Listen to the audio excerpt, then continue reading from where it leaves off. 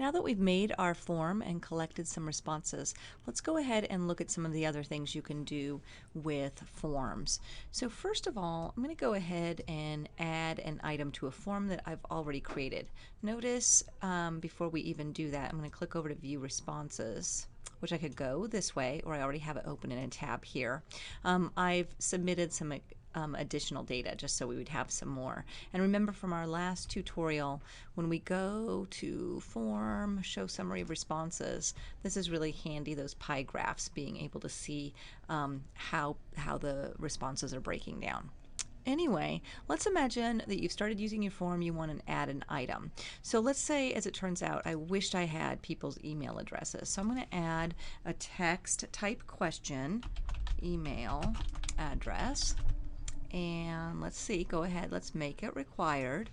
And but let's now say what I want to do is I want that email address to come before I ask them what their favorite color is. So I can just click here and drag it. Okay, so now that item is there. I can click done. When I go see my live form, we see the email address is now there. I can go ahead and start typing. I'll test it again. Jakes, Susan, blah blah blah, at blah blah blah blah blah, and let's say she likes orange, and I'll submit her answers, so that's handy. Let's go back and see what that looks like on our response form now. So let's go ahead and update our form. And I'm going to pause this for a second while it refreshes. So here we are, and as you can see, Susan's information has come in. We of course don't have answers for all the rest of the folks because they weren't asked that question, but that's okay. What I'm going to do though is I'm going to go ahead and drag this. Oops, it's always tricky, that dragging it over so it's in the same order that I answered. And I get this little performing this operation could cause some problems, but I don't have any other features working, so it's okay in this case to move it.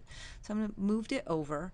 So now my answers, when I answer this, the form should come in this order, but I did have to manually move that over. When you're in the spreadsheet side, it has all the functionality of a spreadsheet, so it's nice to be able to filter your responses. So if I make sure my whole table is collected, I can turn on my filter and I can say I just want to see who answered yellow, so I'll clear everyone and then just select this, and let's see. Yep, so I can easily see that information. Of course I could alphabetize them, all those sorts of good things, and of course if I wanted to I could add sheets down here, and I can add a sheet. I could rename it yellow. And then of course if I wanted to, I could copy and paste or cut and paste and move those people over here. Let's go back to our form editing side and see if there are some other things that you might find handy. One of the things that I think is nice to know that you can do is you can edit your confirmation page, so it doesn't have to say your response has been recorded. You could direct people to a website. You can say great job, whatever you want that to say. This is what will appear when they're finished filling out your form.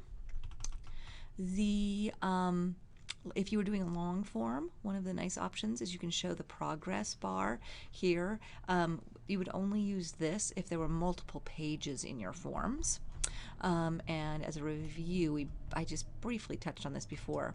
You can, in fact, have page breaks in a form, and you would only probably use those if your form was incredibly large and you wanted to give people kind of a break in between things, but also if you wanted to have a branching form, because one of the options in a multiple choice, when you ask a multiple choice question, is people could go to a particular page based on their answer.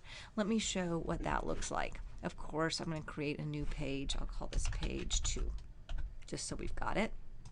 There's no questions on it yet, but I'm going to go up and I'm going to edit quickly this multiple choice. I'm going to say go to page based on answer, and now you see what I have this option. I could say, gee, I want everybody who answers red to go to page 2. So those are just a couple things that increase your functionality with forms, and that about wraps up our 5-minute allotment of time. Enjoy forms.